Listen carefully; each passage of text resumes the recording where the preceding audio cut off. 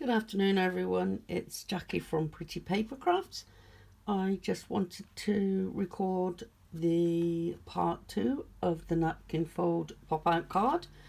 Now the reason I done a part 2 is because these are just more elaborate cards that can be done with the basic centerpiece, the napkin fold piece. Again, for each one of these you need 7 pieces, the 7 squares where you fold them. It doesn't matter what size it is, you need to try 2-inch, 3-inch, 4-inch or whatever. This big one, for example, this is a 5-inch one, but I needed it for the wedding card, which I will show you in a minute. Let me just move these cards out of the way. So that's the elaborate one. The other thing that I do need to explain to you is that each one of these cards, once you've ascertained the height of the card, you need a little tiny one. Now this is a 1 1/4 inch square. Now you just need this in the top of the card, so it comes down like that. The bottom end is like that, and that's like that. So just the top left part of your card, center part of your card, will just be supported in there. Again, it needs the 7 pieces to match the 7 pieces here. So the bottom piece would go in there and the top piece would go in there. Otherwise, I found that the centers, all the middle pieces, tended to sort of just come out. So they do definitely need a 1 1/4 inch one just at the top of the card. So let me show you what I've done. This first one, what I did, and again you can do it, but you need to do this before you put your backing or colour or whatever it is you choose to use on there so that it is hidden. Now this one, as you can see on the front, is the little fairy with the frog, and this is a slimline one. And I wanted to do a couple of slimline ones to see whether it's possible to do them, and it is. And this, I put red gems on here just to add a little bit of colour. That's the bottom, that's the top, and this is how they open. You can tie them back, tie it back there, the same as what it is when it's closed, but it would be open like that. Again, 7 pieces, but you don't have to have it tied back. That's quite nice like that, just opened like that with the 7 pieces. That would be half. Obviously it's well supported at the bottom, so that would be, that's quite acceptable for anyone. That's a pretty card, that. Now this next one is the wedding one.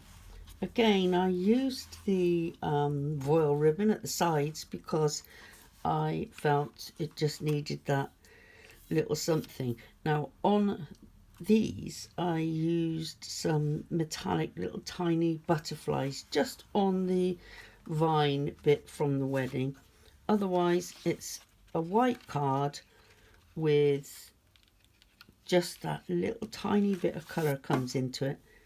That's how it is. You would open it like that, or if you wanted to you could tie it back like the other one, and that's how it would be displayed. Again, quite elaborate, perfect for a wedding card because you don't mind putting that little bit of effort in to do a wedding card. Next one is a slimline one again, and this is the bluebells die, and as you opened it, it's just all the little bluebells. What I've done is, you can't see it on there, I didn't do it on that bit, I die cut the same die 7 times with the mirror card that I put on there, and then I pieced it on the top of each one. What I did do is I put sticks paper on the back of the mirror card before I put it in the die cut machine, so I could just literally pull each piece off and put it straight into place. That again, you could have it that way, top, but I just think they're nice half open. It doesn't matter, they've got the balance either way because of this. So that's a basic slimline bluebell one. This one is another fairy one with, oops, that needs sticking, a little dragonfly there. Now this is just all white on white. I think this has turned out quite nice as well. I think they all have. Again, you can either have it like that, you can move the wings because they are not joined, they are not glued down, or you can just have it half, which is what that would look like there. Again, another pretty card. Anybody that likes fairies and things like that would be pleased with that one. And the final one of these is the Christmas one. Again, it's something you might do for close friends and family. It's really pretty.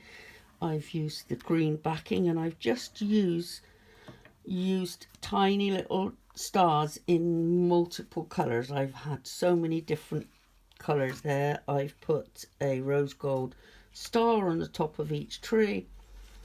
Now that is really pretty, so it's white on white but with the added colour inside.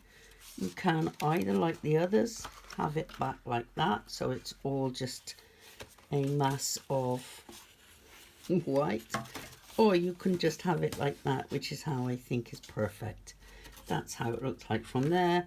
That's how it would look like on display. That, along with the wedding one, would be my favourite. I just think it's perfect. That's lovely.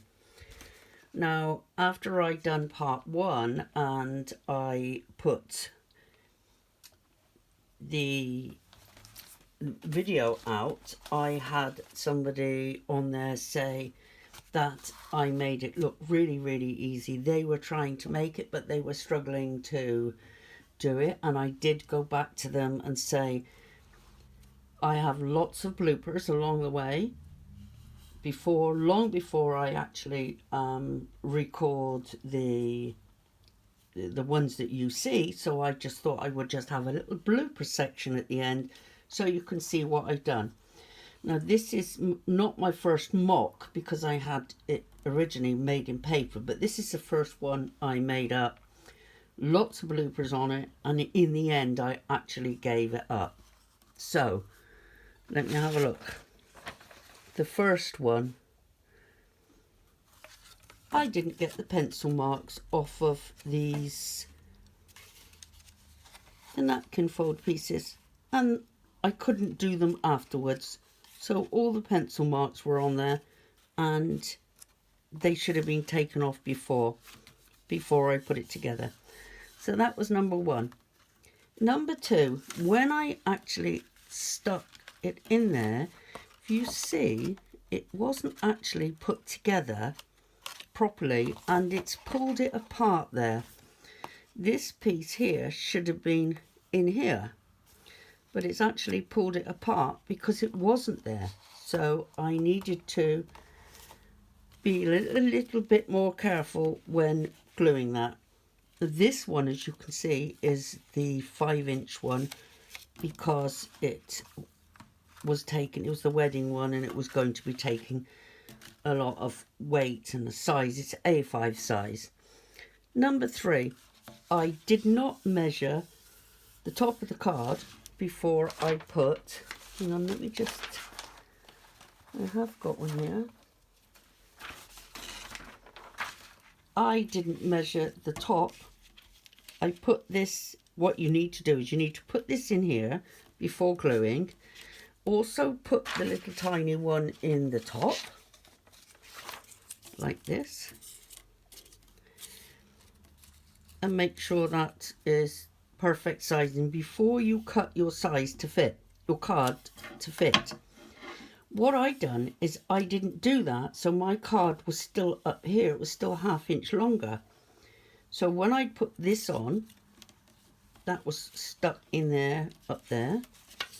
And of course, then I turned it inside out to chop 1/2 inch off the top of the card, only to realise that I'd already done the mirror card on the front. This is all matte and layered there, and I just lobbed it off and didn't think about that at all.